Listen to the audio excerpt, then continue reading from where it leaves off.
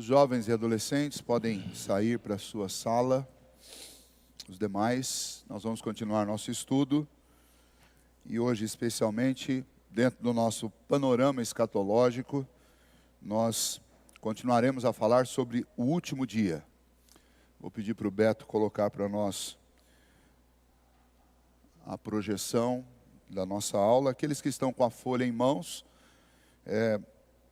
pegue aí só para a gente relembrar. Esse quadro é um quadro que a gente tem que fixar na mente, para a gente conseguir ter esse desenho aí, sempre pronto na nossa cabeça, para a gente acessar, sempre que a gente tiver que falar alguma coisa sobre os tempos, sobre a história das Escrituras, sobre a nossa esperança. Recapitulando brevemente, antes de entrarmos aí na nossa aula de hoje, lembra que a nossa história está dividida em 3 reinos: o reino passado, o reino presente e o reino futuro. O reino passado é chamado de reino sob a administração de Deus Pai. É o reino da criação, e você tem 2 períodos, um dentro do Éden e um fora do Éden, após a queda. Nós temos o tempo presente, que é chamado de reino da redenção, que é o reino sob a administração do Messias, de Jesus Cristo, também chamado de últimos dias. É precisamente esse tempo em que nós estamos vivendo. Nós ficamos aí 2 semanas falando sobre os sinais próprios desse tempo, sinais dos últimos dias, que é a proclamação do Evangelho às nações, salvação do povo de Israel, aqueles que crerem em Cristo Jesus, especialmente lá no fim, próximo à vinda de Jesus, sinais de oposição a Deus e de manifestação do juízo do Senhor, estão presentes na nossa história, como guerra, terremoto, fome, isso tudo manifestação da ira de Deus, parcial, por enquanto, sinais de oposição a Deus, a apostasia, que é muito grande no nosso tempo, o abandono da fé, a revelação do homem da iniquidade, que isso ainda aguardamos, não com ansiedade, mas com temor, por causa daquilo que há de vir, mas com confiança em Deus, porque sabemos que a tudo isso Deus tem o controle, Ele nos guarda e Ele nos conduz. E esse período também é um período de grande tribulação. E nós começamos na semana passada a falar sobre o último dia. No período que nós estamos vivendo, antecede o último dia a grande tribulação, que é aquele período retratado lá em Apocalipse capítulo 20, que fala de uma soltura de Satanás por um breve tempo. Tribulação, nós sempre estivemos dentro de tribulação, porque o reino da redenção, ele se dá dentro de um período tribulacional, né? Desde do nascimento da igreja, lá em Atos 2, até o último dia da volta do Senhor Jesus, a igreja será tribulada. Mas essa tribulação, ela vem aumentando com o tempo e ela tende a se tornar algo extremamente duro nos dias que antecedem a vinda do Senhor Jesus, e a Bíblia chama esse período de grande tribulação. Daí nós temos o evento, então, que marca o início do 3º período da história, que é este reino da glória, o reino do Deus triuno, que é o período por vir, né? Nós temos esse período aí, como nossa matéria de estudo hoje, ele está dividido em 2 partes. A parte a respeito da qual nós podemos falar é a primeira parte, que é a parte do último dia, porque a Bíblia revela e nos dá várias informações sobre o último dia. Mas a Bíblia nos dá pouquíssimas informações sobre o dia eterno, que é a eternidade com Deus. Nós temos o último livro, o último capítulo da Bíblia, que fala que a cidade santa, a Nova Jerusalém, descerá do céu. Ela vai se conectar aqui com a terra nova, e nós reinaremos com o Senhor por toda a eternidade. Cristo assentará no trono dessa cidade, seremos divididos em reinos sobre essa terra, e viveremos em absoluta comunhão e absoluta e plena alegria diante de Deus. Mas os dados sobre como isso vai ser, eles são extremamente escassos nas Escrituras. Apesar disso, os poucos que existem geraram aí ao longo da história muitos volumes de livros falando sobre a eternidade. e a gente pode até escolher um deles para a gente trabalhar, estudar aqui, quem sabe nos próximos anos, em algum momento. Eu recomendo para quem tem um pouco mais de curiosidade e quer ver essa mesma história, esse mesmo relato que eu estou fazendo para vocês aqui, de panorama escatológico, eu recomendo para vocês uma série de livros do Dr. Heber Campos, que é chamada de Habitat.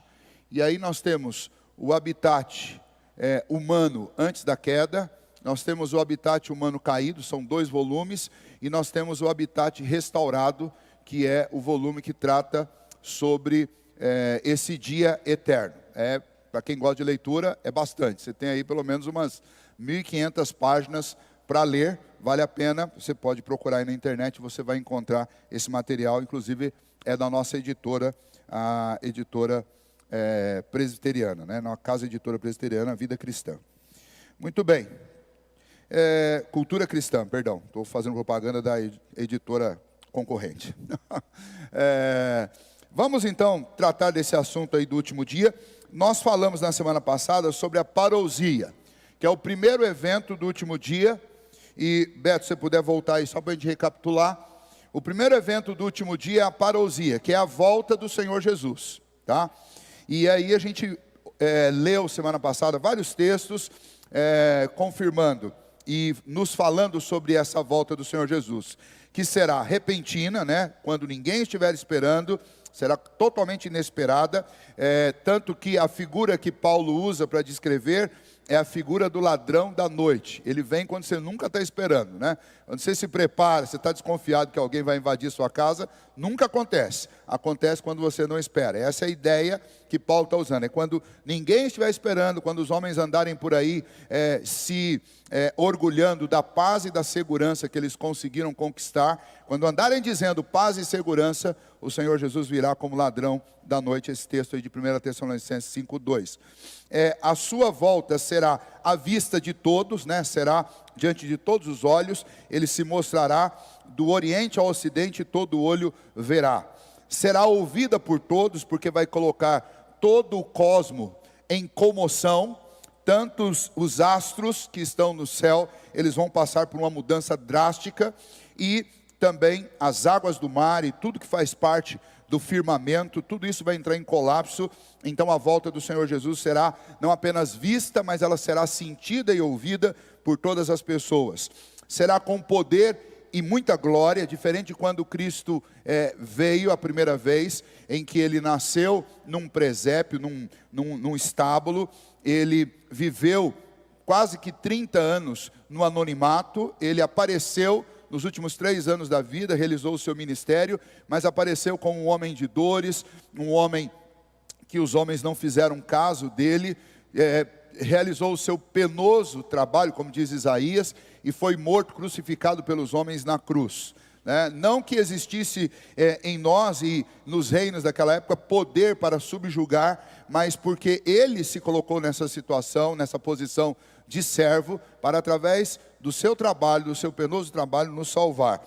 Quando Cristo voltar, ele não volta mais nessa condição. Ele volta com poder e glória, ele volta como juiz, ele volta como o verdadeiro governante de todo esse período. Então, os olhos dos homens contemplarão a glória do Senhor Jesus Todo-Poderoso, quando ele vier nas nuvens com os santos, com os anjos, nessa demonstração de poder. Causará temor a todos os ímpios, todos os homens que se negaram a reconhecer a existência de Deus, que se negaram a reconhecer a divindade de Cristo, todos eles fugirão e ficarão aterrorizados com a chegada do Messias. E por último, nós vimos que esta vinda será acompanhada de todos os santos, ou seja, todas as pessoas que já morreram crendo em Cristo Jesus acompanharão o Senhor nessa volta. E isso, quando nós terminamos, algumas pessoas me questionaram, tiraram algumas dúvidas sobre isso.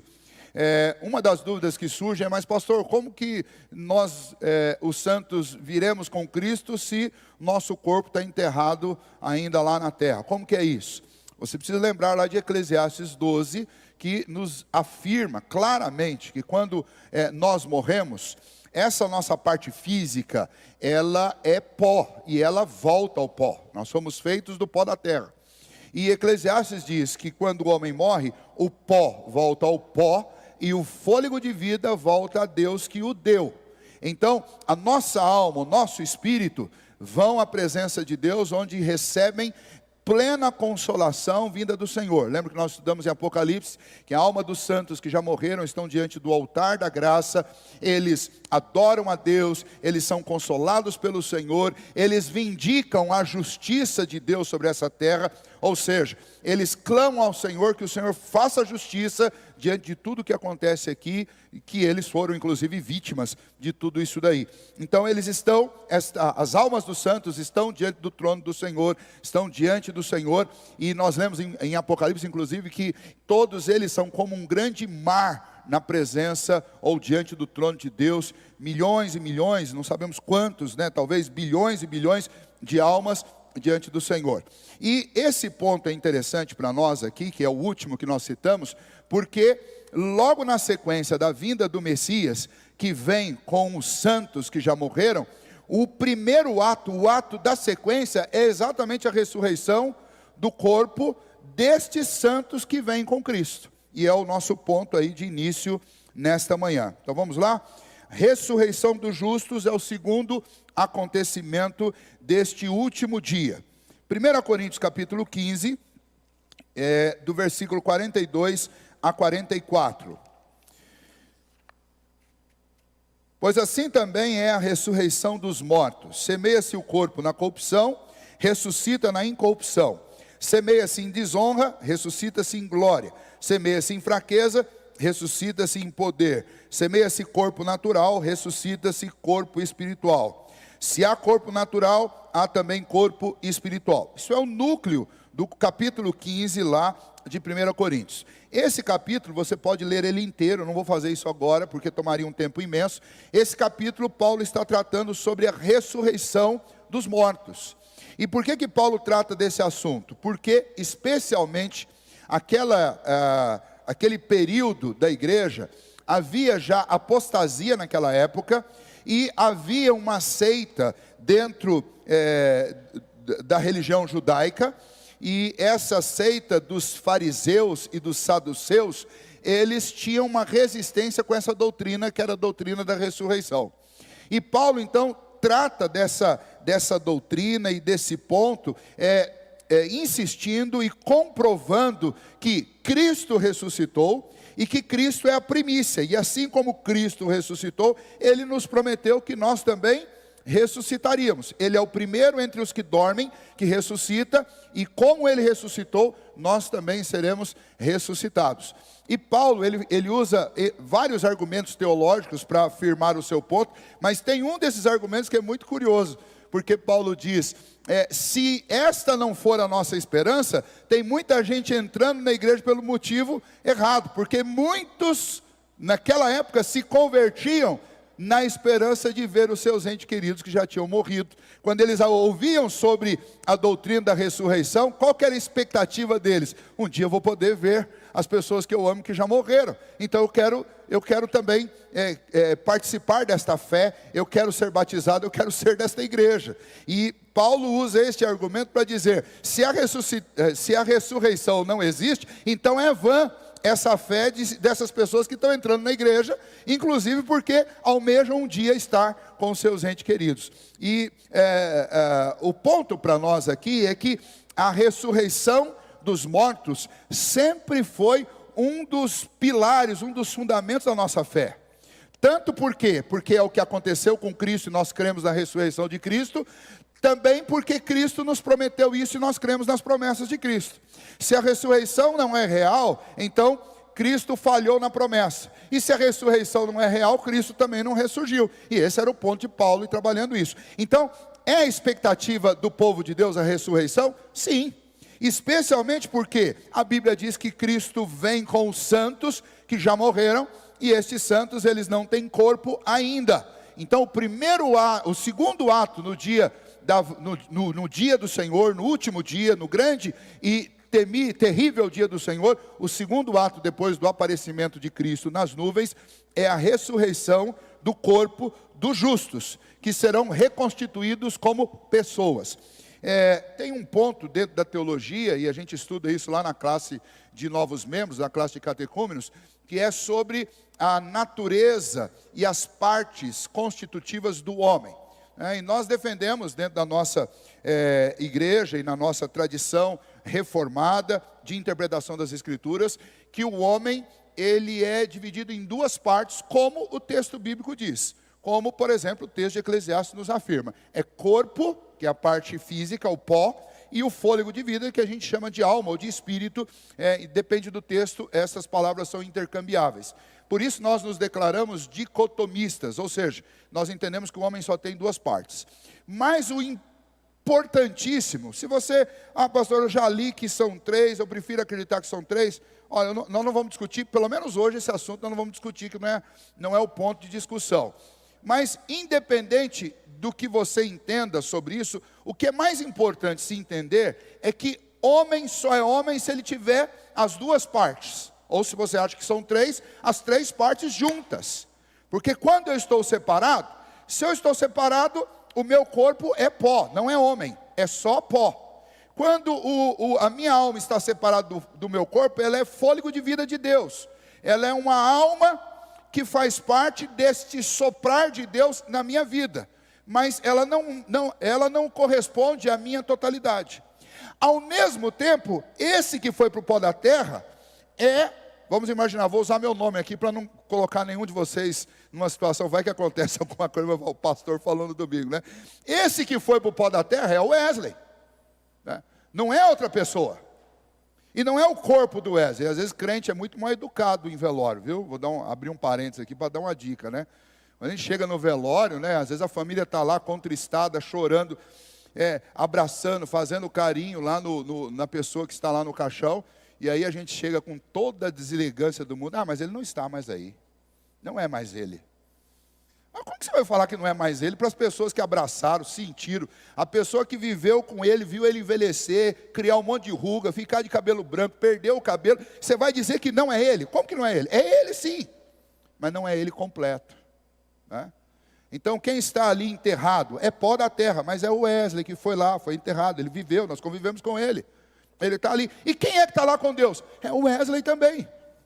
Então percebe que essas duas questões, elas só têm uma forma de resolver.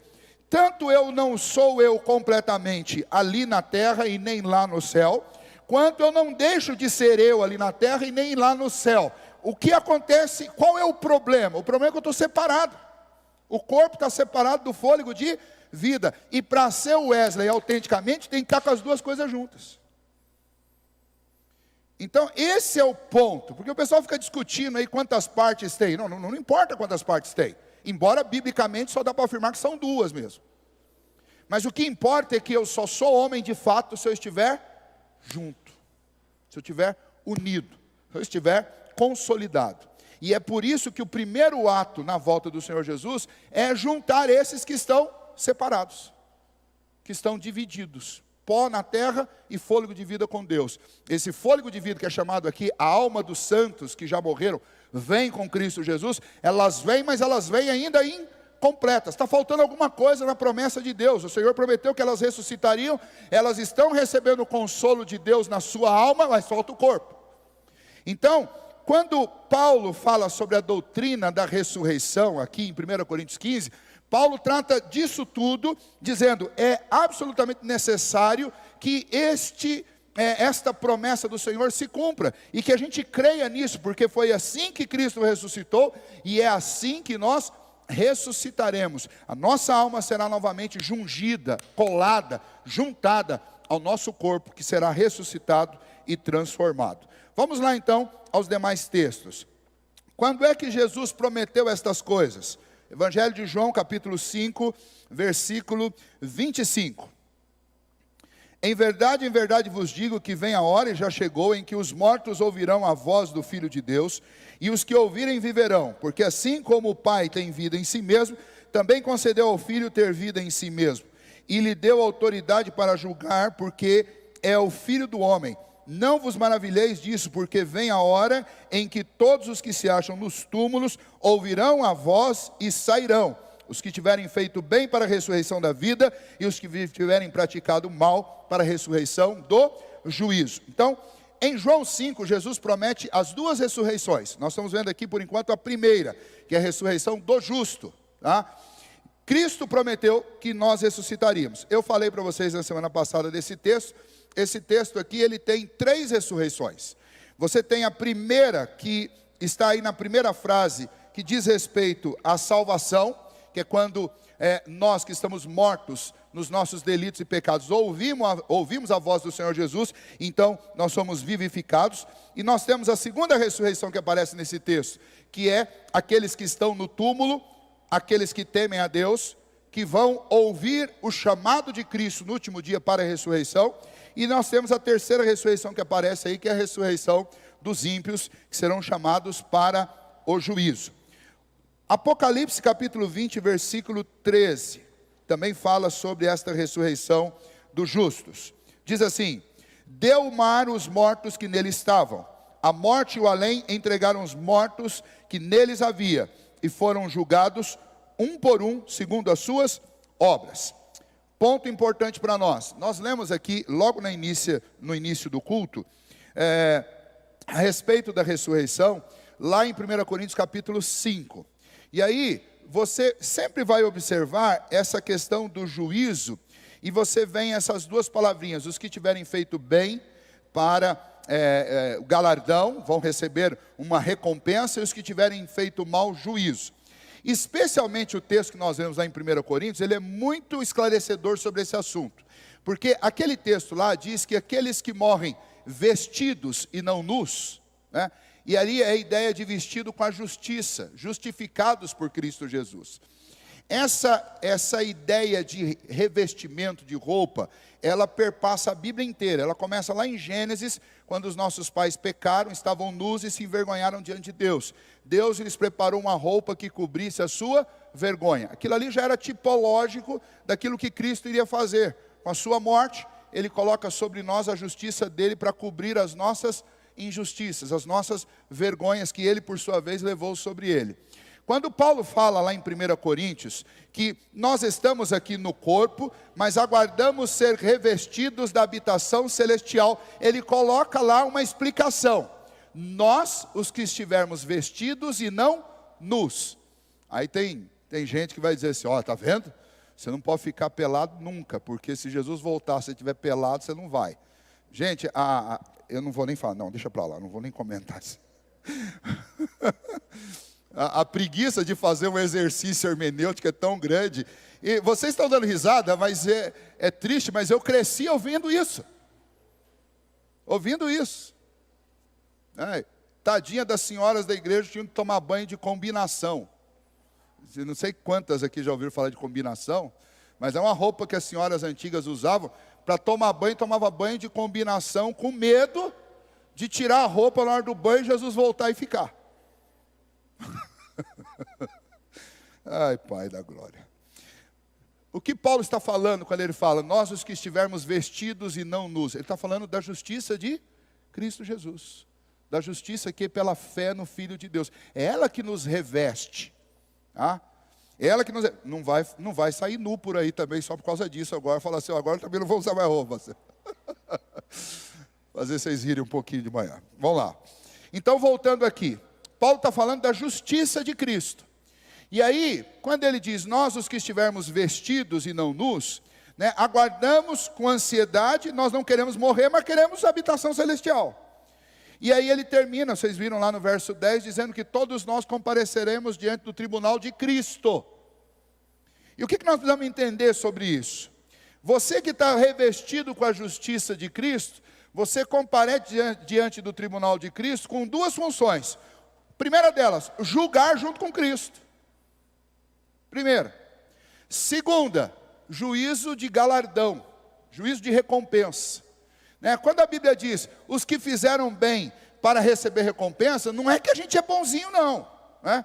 É que Cristo fez o supremo bem em nosso lugar, e não só fez, mas Ele colocou o Espírito dEle em nós para nos capacitar a fazer aquilo que está lá em Efésios capítulo 2, as boas obras que Deus de antemão preparou para que nós andássemos nelas. Ou seja, se eu faço alguma boa obra, legitimamente boa, ou seja, aquela que é movida pelo Espírito Santo, eu faço porque Deus me preparou para isso, porque Ele colocou o Espírito Santo dele dentro de mim, o Espírito Santo dele me convence a fazer isso. E Deus é tão bom, que lá no final Ele ainda vai me dar um prêmio por causa disso.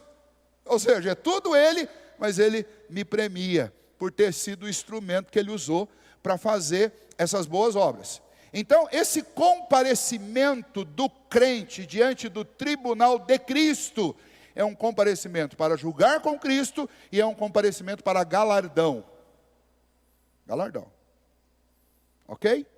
Agora, os outros, e nós vamos ver mais à frente, que é um dos atos desse último dia, os outros que não aceitaram a Cristo, portanto, estão nus, eles não têm sobre si a justiça de Cristo, esses comparecerão diante desse tribunal para serem julgados e, consequentemente, condenados.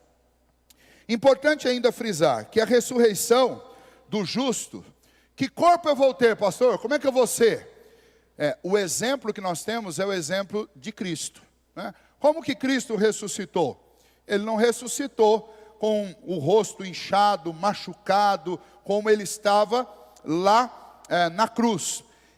Tão irreconhecível ele estava, e tão transformado, e tão revestido ele estava dessa incorruptibilidade, que ele caminhou o dia inteiro junto com os discípulos no caminho de Emaús, e por dois motivos eles não compreenderam que era Cristo. O primeiro motivo era a perplexidade deles, que era tão grande, que eles não conseguiam cogitar a ideia de que quem estava conversando com eles no caminho de Emaús era Cristo. Perplexidade. Segundo, porque Cristo estava muito diferente do que aquele homem que eles conheceram. Eles conheceram um homem sofrido com a poeira do deserto da Palestina. Eles conheceram um homem de cabelos desgrenhados, com o cabelo empoeirado, nada a ver com essa foto que a gente tem ocidentalizada, que o pessoal vende de Jesus aí, cabelo loiro, olhos azuis. Esqueça isso, isso aí é invenção. Jesus era um palestino. Você lembra aí, na sua cabeça, você tem ideia de um palestino? Como um palestino se parece? É pardo, cabelo queimado, sempre queimado do sol. É muito diferente dessa ideia que transmitem aí. Mas, especialmente, quando Cristo ressuscita, Ele ressuscita com um corpo renovado.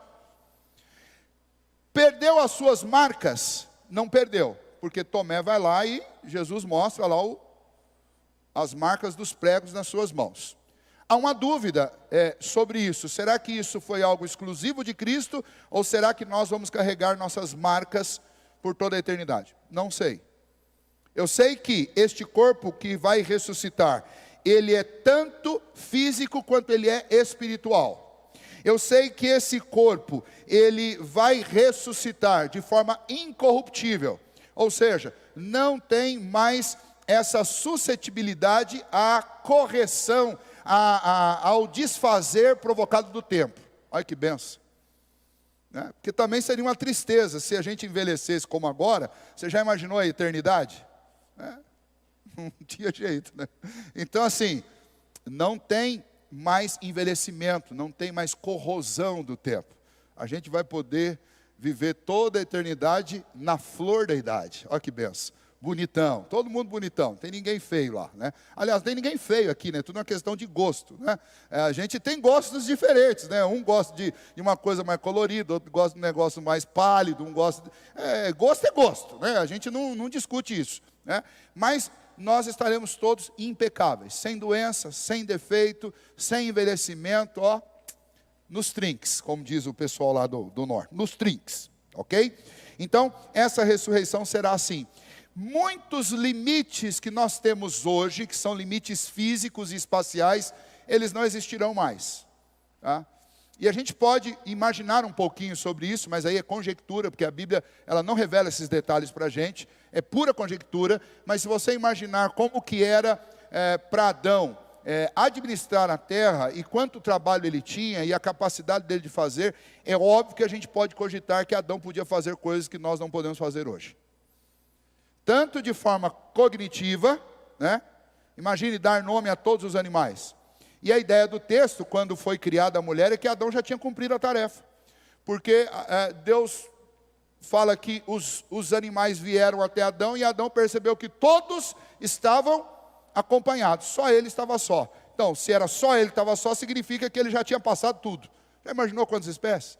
Aí você saber a diferença entre Adão e você, tenta lembrar quantos nomes de bicho você sabe de cor.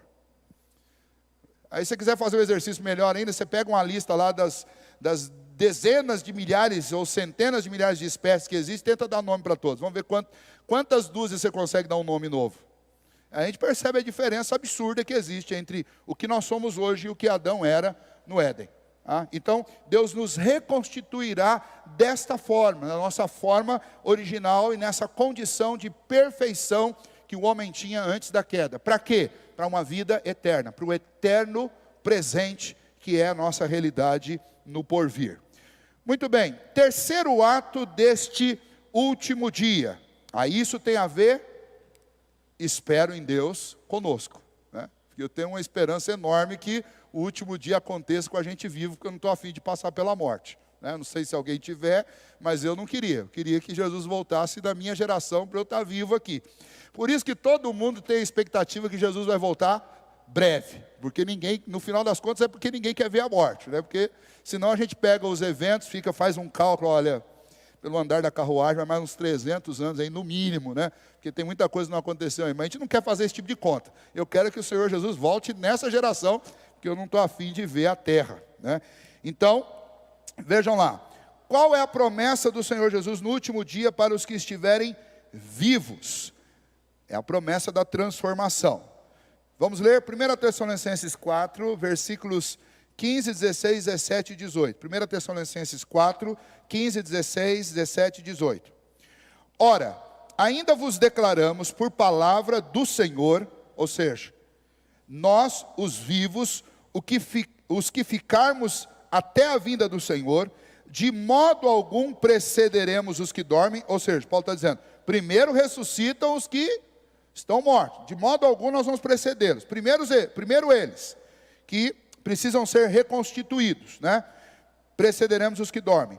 Porquanto o Senhor mesmo, dada a palavra de ordem, ouvida a voz do arcanjo e ressoada a trombeta de Deus, descerá dos céus, e os mortos em Cristo ressuscitarão primeiro, depois nós, os vivos. E aí você vê que Paulo também tinha a mesma esperança, né? Ele falou, nós, né, os que estivermos vivos, ou seja, Paulo está imaginando que vai ser na época dele. Ele fala, nós, os vivos, os que ficarmos, seremos arrebatados juntamente com eles, entre nuvens, para o encontro do Senhor nos ares. E assim estaremos para sempre com o Senhor. Consolai-vos, pois, uns aos outros com estas palavras. E que baita consolo. Você já imaginou? Paulo chegava para aquele povo que estava sendo perseguido, caçado, violentamente atacado, e diz para ele, mas nós temos uma esperança tão inefável, tão gloriosa, que não há sofrimento nessa terra que desanime a gente. Quando nosso Senhor surgir, ao ressoar da trombeta, ao proclamar do arcanjo, dada a palavra de ordem, quando o Senhor aparecer, os mortos ressuscitarão primeiro, e nós, os que estivermos vivos, num abrir e fechar de olhos, ou seja, num piscar de olhos, seremos arrebatados, transformados, e nos reuniremos com essa multidão. Já imaginou? Que bênção! A gente luta aqui para melhorar um pouquinho, meses, né? Vai chegando o verão, a turma começa a lidar com peso, né? Eu estou lidando com peso faz 2 meses já, correndo, nunca andei tanto na minha vida, né? Correndo, fazendo regime, passando fome, para a gente ficar um pouquinho mais bonitinho, né? Final de ano, tem aquelas fotos da família, né? Depois você quer fazer um passeio, tirar umas fotos bonitas de férias, e a saúde, né, que é o mais importante. Mas nesse dia vai ser num piscar de olhos. Num piscar de olhos. Quem não tinha cabelo passa a ter cabelo. Quem estava com cabelo branco, o cabelo fica... Não tem cabeleireiro, não tem que ir lá ficar 2 horas para pintar o cabelo. Fica bonitinho na hora, né? A barriga, imagine barriga murchando, gente. Que coisa extraordinária. Não abrir e fechar de olhos. E aquela turma, porque o sofrimento não é só do gordinho, tem aquele magro que come feito um condenado, não consegue engordar 1 quilo, né? Vai ficar rechonchudinho, bonitinho, né? benção. Um abrir e fechar de olhos. Mas o mais importante não é isso. Nossa mente vai ser purificada. Todas aquelas coisas horrorosas e feias que passam na nossa mente desde a nossa infância já, e que nunca saem da cabeça da gente, tudo isso vai ser purificado. A nossa mente não é como um disco rígido num computador que você pode ir lá e dar um delete e apagar o que não presta. Infelizmente, na nossa mente as coisas ficam lá. E por mais que você insista em esquecê-las, por mais que você evite tudo que possa ser um gatilho para trazer isso à lembrança, essas lembranças estão lá. A malícia está lá. A culpa, a maldade, a violência, a raiva, o ressentimento, o ódio, está tudo lá. Você já imaginou que o Senhor, num abrir e fechar de olhos, num piscar, Ele vai limpar tudo isso da HD? Vai tirar tudo isso do nosso coração. Haverá pureza em nós, coisa que a gente nunca sentiu de verdade. Haverá pureza. Não tem mais desejo de pecar. Imagine que tudo aquilo que nós nunca fomos capazes de compreender sobre Deus, num piscar de olhos o Senhor vai fazer com que a nossa mente se abra e o nosso entendimento compreenda todas as coisas. As coisas do céu e da terra, os fundamentos do universo, tudo isso que é coisa que só os cientistas, que a gente acaba chamando eles em algum momento ou insinuando que eles são loucos, somente eles entendem as coisas profundas e difíceis da química. No abrir e fechar de olhos, você é um especialista em tudo isso.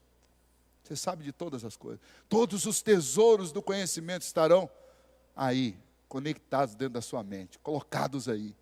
Você passa a ser um especialista sobre tudo, no abrir e fechar de olhos. Quanta coisa a gente pode imaginar disso. E é essa promessa, por isso que Paulo diz, consolai-vos uns aos outros com essas palavras. E nesse dia nós seremos absolutamente novos, transformados, renovados. É essa a expectativa. Vamos lá? Mais um texto sobre essa transformação. Neste livro que nós estamos estudando à noite, na carta aos Filipenses, capítulo 3, versículos 20 e 21. Pois a nossa pátria está nos céus, de onde também aguardamos o Salvador, o Senhor Jesus Cristo, o qual transformará o nosso corpo de humilhação, para sermos igual ao corpo da sua glória. Ou seja, a referência da nossa ressurreição é a semelhança de Cristo. Segundo a eficácia do poder que Ele tem de até subordinar a si todas as coisas. Ou seja, Paulo está dizendo, toda a matéria, todas as leis que nós descobrimos da física, da química e de tudo, todas essas coisas estão submissas a Deus, e Deus pode fazer o que é improvável, impossível, por causa das nossas leis, né? Por causa das nossas teorias. O Senhor, todas essas coisas estão subordinadas a Ele. Então, antes que alguém perguntasse para Paulo, ou fizesse, não, Paulo, isso é impossível, não tem como você fazer isso. Ele diz, todas as coisas estão subordinadas a Deus. Nós seremos ressuscitados e transformados, os que estiverem vivos, e nós seremos transformados para sermos iguais ao corpo de glória do nosso Senhor. Outro texto ainda, 1 Coríntios 15, agora, especialmente os versículos 51, 52 e 53. Eis que vos digo um mistério, nem todos dormiremos, mas transformados seremos. Dormir aí é eufemismo de morte, tá?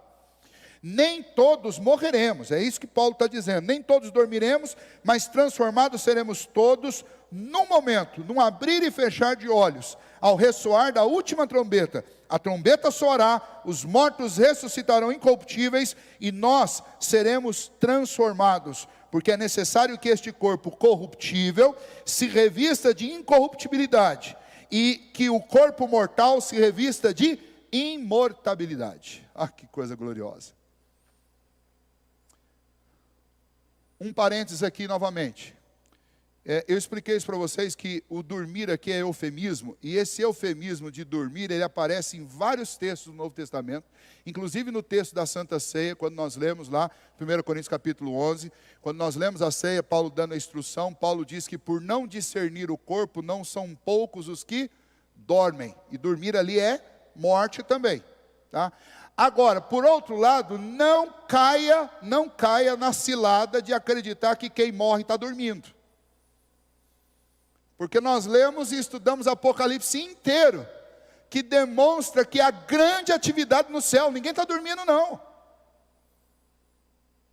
Nós lemos no próprio Evangelho de Marcos e de Mateus, palavras do próprio Senhor Jesus, que quem está no inferno está em grande angústia e tribulação. Não está dormindo, não. Mas existe uma doutrina de uma denominação por aí, que ensina que a morte na realidade é um sono, é o sono da alma. Fica todo mundo dormindo até o dia do juízo. Isso não é bíblico. De novo, isso é preguiça hermenêutica. Porque se você for analisar hermeneuticamente o texto, você vai ver que é um eufemismo que não acontece só com a palavra morte, traduzida como dormir para ser menos chocante. Tem muitos outros eufemismos na Bíblia, tá? E aqui está um deles, muito usado pelos apóstolos. Dormir não significa sono da alma, tá? Isso aqui é eufemismo de morte, ok? Então só tomem cuidado com isso, porque volta e meia alguém tem um canal de televisão aí que fica falando isso dia e noite sem parar, um canal supostamente evangélico. Fala do sono da alma, o sono da alma. Que sono da alma nada. Se você lembrar de Jesus citando, por exemplo, a história do rico e do Lázaro, eles estavam dormindo? Lázaro estava sendo consolado e o rico estava sendo atormentado. Não tinha ninguém dormindo. Nenhum dos dois estavam dormindo. Nem quem estava no céu, nem quem estava no inferno. Tá? Mas nós, os que estivermos vivos, seremos transformados. E por último, 2 Coríntios 5, de 1 a 5, que nós lemos aqui no início. Não vou ler todo, mas quero ler essa última parte aí. Pois na verdade, os que estamos neste tabernáculo, gememos angustiados, não por querermos ser despidos, mas revestidos. Paulo está dizendo a mesma coisa. A gente que está aqui vivinho, a gente quer ser transformado, nós não queremos morrer. A gente quer ser revestido do incorruptível. A gente não quer passar pela corrupção da morte, né? Para que o mortal seja absorvido pela vida. Ora, foi o próprio Deus quem nos preparou para isto, outorgando-nos o penhor do Espírito. Veja, a habitação do Espírito Santo, o pessoal fica aí preocupado que precisa da habitação e do batismo do Espírito Santo para falar numa outra língua, para ter visão, para fazer isso, para fazer aquilo assado. Paulo diz, o Espírito Santo foi colocado no nosso coração para nos preparar para o último dia. Para dizer para o nosso coração que nós somos filhos de Deus legítimos, que essa adoção foi para valer, não foi conversa fiada. Deus pôs o Espírito Santo dele dentro de nós como um selo para marcar que nós somos autenticamente seus filhos. E que são esses que são habitados pelo Espírito Santo de Deus que um dia serão transformados. Então, não é buscar o Espírito Santo como se ele estivesse fora de você. Se você crê em Cristo Jesus, você só crê porque o Espírito Santo está dentro de você. E se o Espírito Santo está dentro de você, a coisa mais extraordinária que ele pode fazer no seu coração, primeiro é te convencer do pecado, da justiça e do juízo. Segundo, é te convencer da divindade de Cristo. E terceiro, é te capacitar para viver como um cristão. E quarto, te preparar para o último dia. Ah, mas e a língua estranha? Se o Espírito Santo quiser usar você para falar em 10 idiomas diferentes, ele vai fazer isso. Não se preocupe. Agora, para falar num idioma que nenhum homem entenda, eu pergunto para você, qual o valor? Qual a importância? Para que o Espírito Santo vai te fazer falar numa língua que ninguém entende, nem você?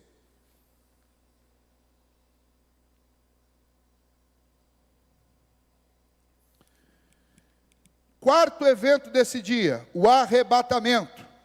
Primeiro, a volta de Jesus. Segundo, a ressurreição dos santos que vieram com ele, mas que seus corpos ainda estão na terra. Terceiro, a transformação nossa, dos que estiverem vivos e que são tementes a Deus. Mas, ato contínuo à transformação nossa, acontece o arrebatamento. Vamos lá? 1 Tessalonicenses, capítulo 4, versículo 15, 16 e 17. Não queremos, irmãos, já lemos aqui, vou ler de novo. Não queremos, irmãos, que sejais ignorantes com respeito aos que dormem, para não vos entristecerdes com os demais, que não têm esperança. Pois, se cremos que Jesus morreu e ressuscitou, assim também Deus, mediante Jesus, trará em sua companhia os que dormem, os que já morreram.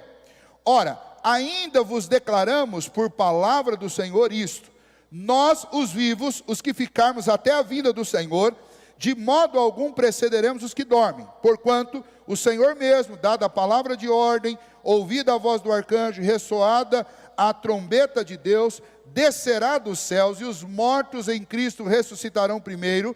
Depois nós, os vivos, os que ficarmos, seremos arrebatados juntamente com ele entre as nuvens, para o encontro do Senhor nos ares, e assim estaremos para sempre com o Senhor. Transformação, e na sequência, imediatamente, arrebatamento, tá?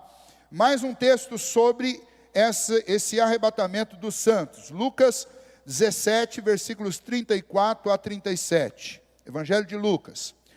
Digo-vos que naquela noite, 2 estarão numa cama, um será tomado e deixado o outro. 2 mulheres estarão juntas moendo, uma será tomada e deixada a outra. 2 estarão no campo, um será tomado e outro deixado. Então lhe perguntaram: onde será isto, Senhor? Respondeu-lhe: onde estiver o corpo, aí se ajuntarão também os abutres. O que o Senhor Jesus está falando aqui profeticamente é sobre o último dia. E no último dia acontecerá essa separação entre os homens. Aqueles que são de Deus e aqueles que não são de Deus serão definitivamente separados. Aqueles que são do céu serão transformados, eles serão arrebatados, e os que não são, eles serão também, passarão pelo juízo e preparados, e não dá para chamar isso de transformação, nem de ressurreição, mas serão preparados para suportar a dor e o sofrimento do inferno por toda a eternidade. Um corpo humano como o nosso não resistiria ao que está preparado. Então, subentende-se que haverá algum tipo de transformação no homem ímpio, para ele suportar, para ele, o corpo dele resistir a esse sofrimento eterno. Depois a gente vai falar um pouquinho mais sobre isso, mas por hora esse é o ponto. 2 Coríntios 5, de 1 a 5, nós já lemos, tá? Mateus 24, 31. E ele enviará os seus anjos com grande clangor de trombeta, os quais reunirão os seus escolhidos dos 4 ventos, de uma a outra extremidade dos céus. Esse texto eu acho que não está citado aí para vocês, né, no papel. Anotem, é Mateus 24, versículo 31. Não sei por que ele não saiu aí na transformação do... Ah, não, tá aqui. No arrebatamento está aqui sim. Tá? Esse texto. Mateus 24, 31. Ele enviará os seus anjos a reunir os seus escolhidos dos 4 ventos, ou dos 4 cantos da terra. Ok? Então, arrebatamento é isso. É o último dia, aqueles que foram transformados, imediatamente serão arrebatados para estar com o Senhor. Ah, pastor, mas e aquela história lá do arrebatamento da igreja, que a igreja vai embora, ficam só os ímpios aqui para passar 1000 anos aqui sofrendo? Isso não faz parte da nossa escatologia e isso não tem embasamento bíblico. Porque quem ensina essa doutrina, ensina também uma série de outras bobagens para poder fazer esse negócio dar certo. Quer ver uma outra bobagem que quem ensina isso? Pessoal que ensina, olha, a igreja vai... Aliás, parênteses antes de eu continuar. Tem séries de televisão e filmes que tratam disso e livros. Se quiser assistir como entretenimento, você assiste. Mas é pura bobagem. Uma delas, a mais famosa de todas, que era uma série de livros, acho que com uns 10 volumes, e agora virou filme na Netflix lá, que é Deixados para Trás. Isso não tem nada de Bíblia. Agora, se você quiser assistir como você assiste outras séries de televisão, pode assistir. Está no mesmo patamar ali de outras que existem. Entretenimento. Não é verdade. Tá? Então guarde isso. Ok? Não é verdade. É só para você passar um tempo. Por quê? Porque quem acredita num arrebatamento da igreja e depois num período de milênio, aí nós já estamos com um outro conceito, que é um conceito milenista. lembra que a igreja reformada, ela é amilenista. Nós não acreditamos nesse período de 1000 anos disso, 1000 anos daquilo. Nós estamos num período que é chamado de últimos dias nas Escrituras, não é chamado de milênio.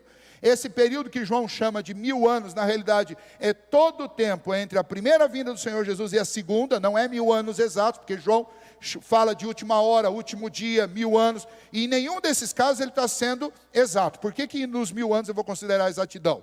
Se fosse para ser 1000 anos exato, então já passou lá atrás. Não é isso. Como a gente leu que o Senhor Jesus disse que todo olho veria, então não passou. Porque senão nós teríamos visto, teria sido registrado na história. Ok? Então não passou. Não tem esse período aí de milênio. E essas teorias milenistas, pré-milenista, pós-milenista, dispensação, todas essas teorias, elas partem de uma interpretação literal de Apocalipse. E Apocalipse não pode ser interpretado literalmente, porque senão você não vai entender o que Apocalipse está dizendo. Por isso que eu estudei com vocês Apocalipse inteiro, para a gente compreender essas coisas. Tá? Então veja, não tem esse arrebatamento da igreja e o povo que vai ficar aqui, ó. O filme vai mostrar para você o seguinte, a teoria. Cristo arrebatou sua igreja, quem fica aqui agora vai ter que comprar a própria salvação com sangue. Ok? Vocês já ouviram isso? Ouviram? Então tá bom, vocês são inteligentes, vocês leem a Bíblia, vocês são bons de doutrina, eu pergunto para vocês. É possível o homem comprar a salvação com o seu próprio sangue? Por quê?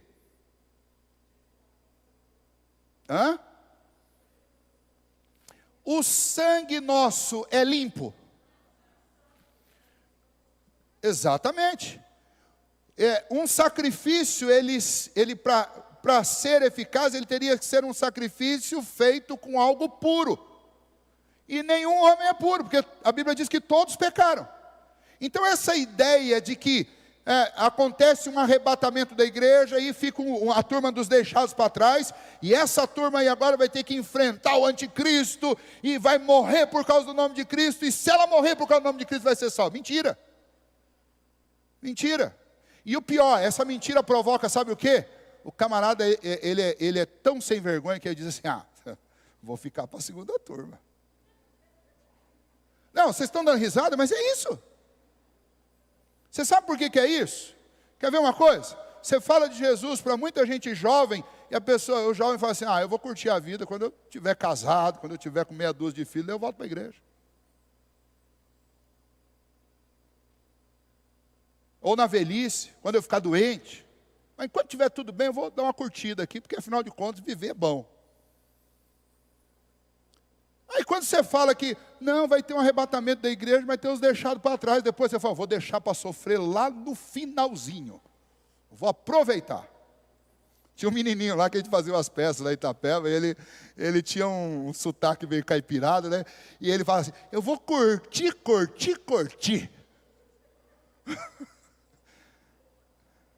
Essa turma aí dos deixados para trás é a turma que quer curtir. Não tem isso, gente, para.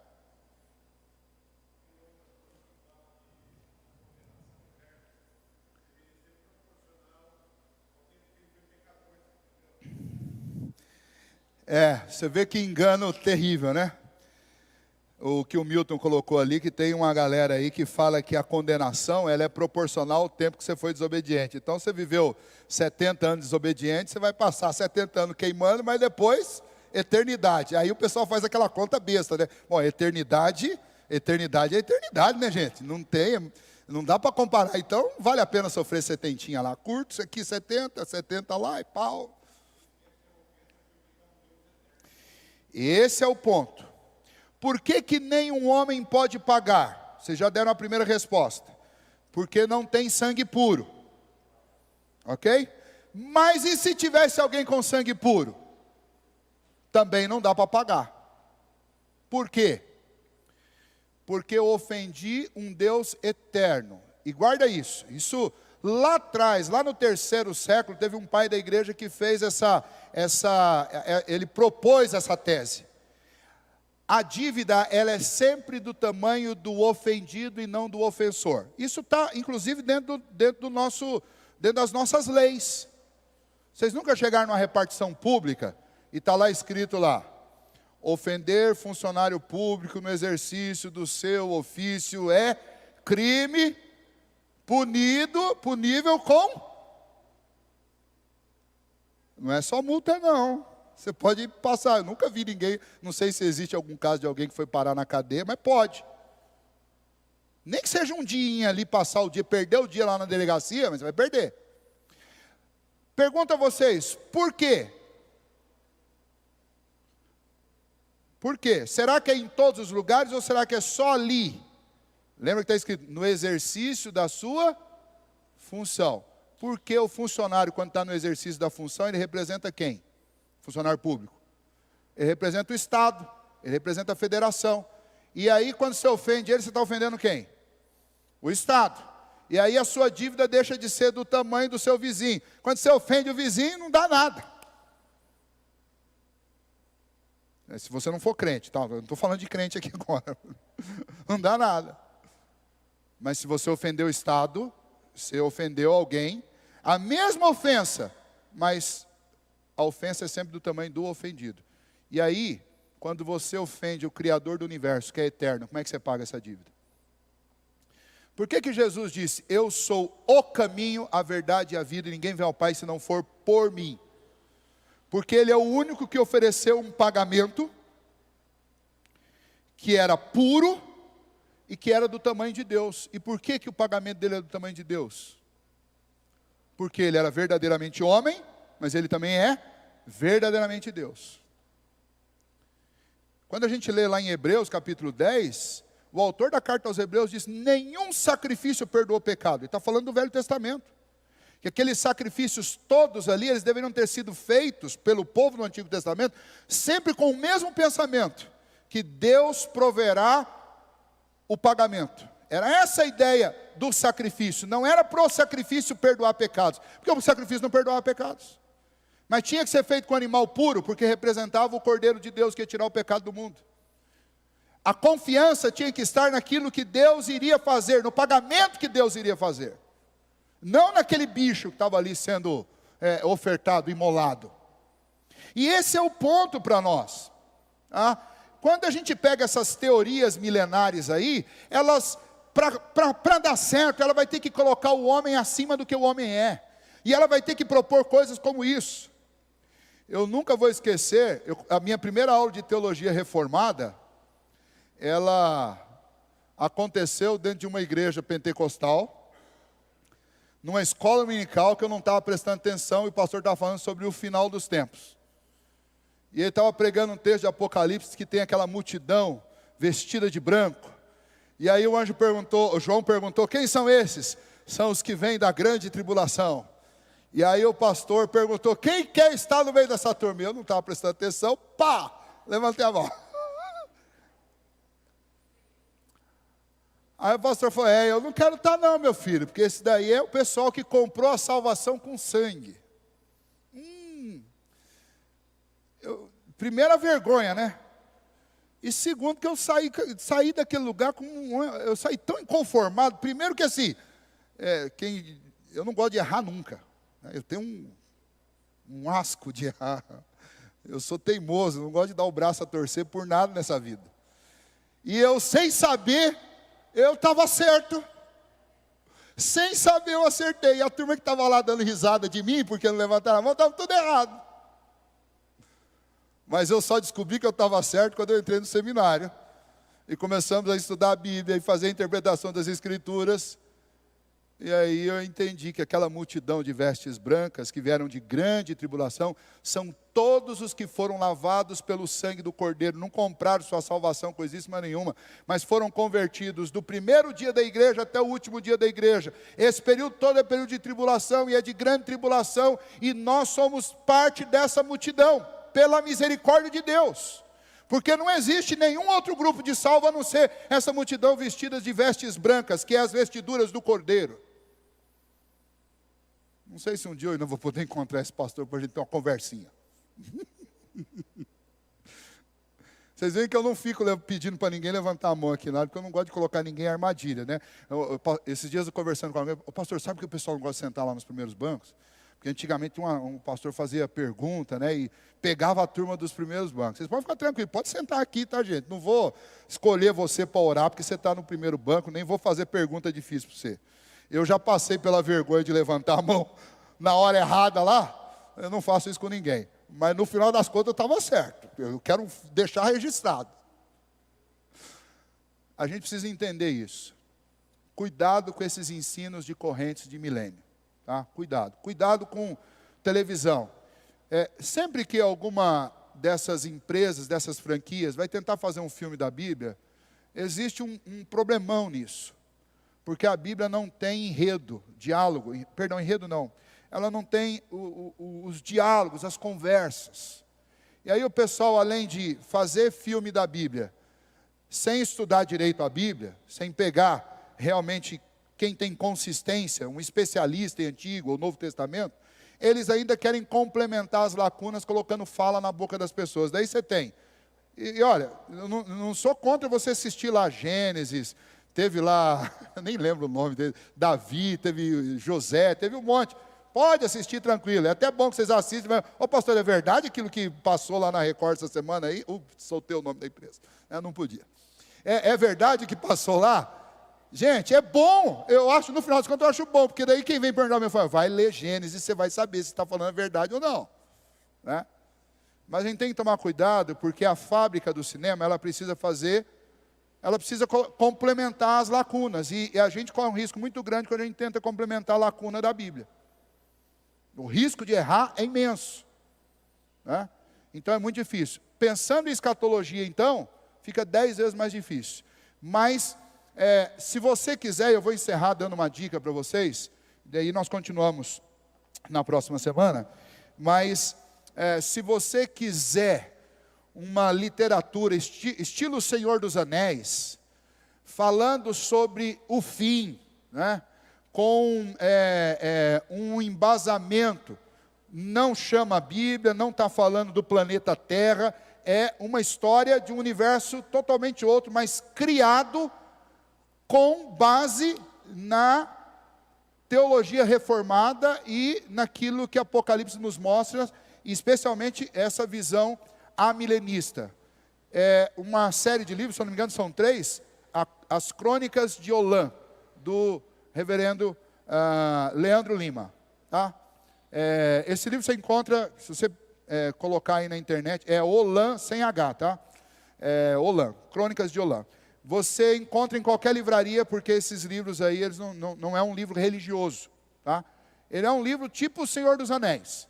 Só que, para quem conhece a Bíblia, quem já estudou Apocalipse, quem conhece teologia reformada, você vai lendo, você vai percebendo que está tudo ali apresentado de uma forma para você ler. Então, entre ler deixados para trás, eu aconselho você, compre lá as Crônicas de Olã e leia, você vai gastar um tempo com uma coisa boa, útil, e que vai te ajudar. Você vai ler o livro, e depois quando você ouvir, você fala, eu sei como é que esse negócio funciona.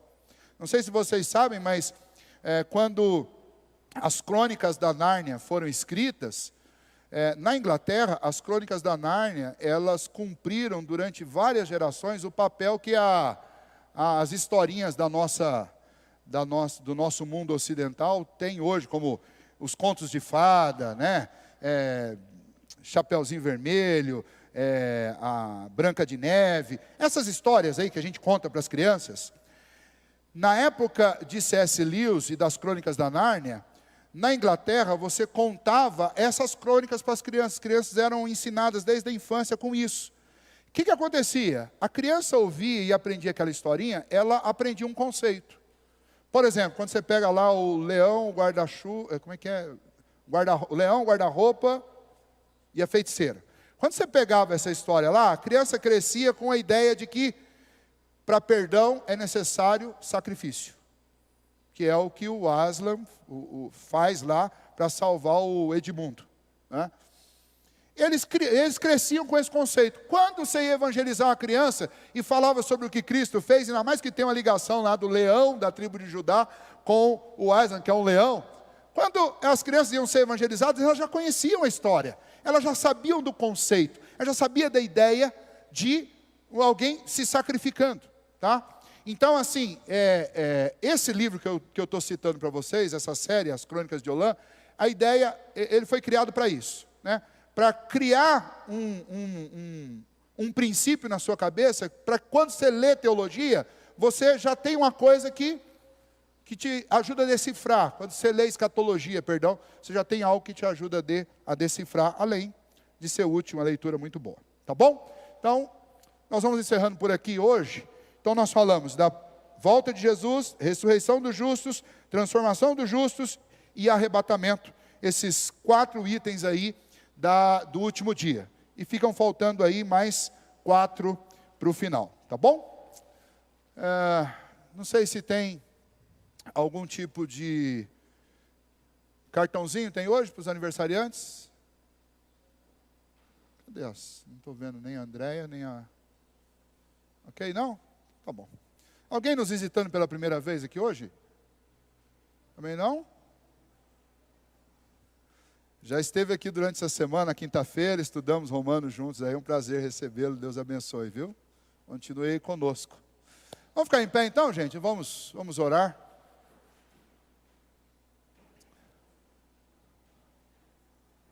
Bondoso Deus, nós te agradecemos nesta manhã pelo bom dia que o Senhor nos deu.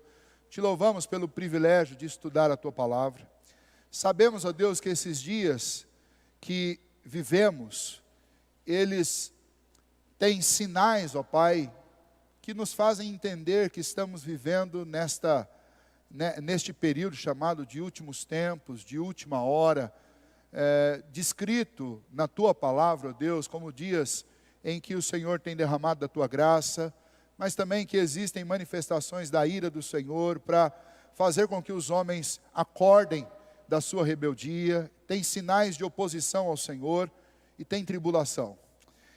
Nós te louvamos, ó Deus, pela fé que o Senhor nos deu, que nos tem capacitado a atravessar esses dias com a esperança, com o olhar lançado lá naquele último dia, a respeito do qual o Senhor nos fez promessas grandiosas, como a volta do Senhor Jesus, como, ó Deus, a ressurreição daqueles que já morreram, a transformação de nós os que estivermos vivos, pela misericórdia do Senhor, e o arrebatamento, o ajuntamento de todo o Teu povo, ó Deus, junto com essas multidões celestiais que estarão com o Senhor nas nuvens, desfrutando e glorificando do poder e da glória do Senhor. Pedimos a Ti, ó Deus, que fortaleça dia a dia essa esperança e essa bendita ansiedade no nosso coração, que a gente acorde todos os dias com essa expectativa de ver, ó Deus, essas promessas do Senhor se cumprindo na nossa vida, na nossa família. Que ao longo, ó Deus, da nossa história, nós trabalhemos com afinco. Primeiramente, ó Deus, pelos nossos filhos, pelos nossos netos, pelos nossos sobrinhos, pela nossa família, para que eles conheçam a Cristo. Mas não só eles, ó Deus, mas os seus amigos, os nossos vizinhos, os nossos companheiros de trabalho, para que eles também possam ter, ó Deus, essa santa e bendita consolação do céu, não apenas de ter os seus pecados perdoados por Cristo, mas de ter a certeza da vida eterna, a certeza da ressurreição, da transformação, a certeza da reunião com Cristo, e com todos aqueles que, crendo nele, morreram e deixaram a Deus as suas marcas na história, e que nós poderemos nos encontrar, poderemos ver, e poderemos, ó Deus, ouvir sobre os poderosos feitos do Senhor. Ó Pai, ajuda-nos, ó Deus, a compreender a importância de pensarmos e de sentirmos essas coisas todos os dias, para suportarmos as lutas do tempo presente. Portanto, ó Deus, anima-nos e enche o nosso coração com esta esperança consoladora, dada pelo Teu Filho, entregada a nós pelos apóstolos e reafirmada nesta manhã pela leitura da Tua Palavra. Que esta esperança nos mova, ó Deus, dia a dia, a uma vida de fidelidade e uma vida, ó Deus, de amor ao Senhor. Assim te pedimos estas bênçãos e te agradecemos, orando no nome do Teu Filho Jesus, que nos ensinou a orar, dizendo: Pai nosso que estás nos céus, santificado seja o Teu nome, venha o Teu reino, seja feita a Tua vontade, assim na terra como nos céus. O pão nosso de cada dia nos dai hoje, perdoa as nossas dívidas, assim como nós perdoamos aos nossos devedores. Não nos deixes cair em tentação, mas livra-nos do mal, pois teu é o reino, o poder e a glória para sempre. Amém. Amém. Bom domingo a todos vocês. Deus os abençoe.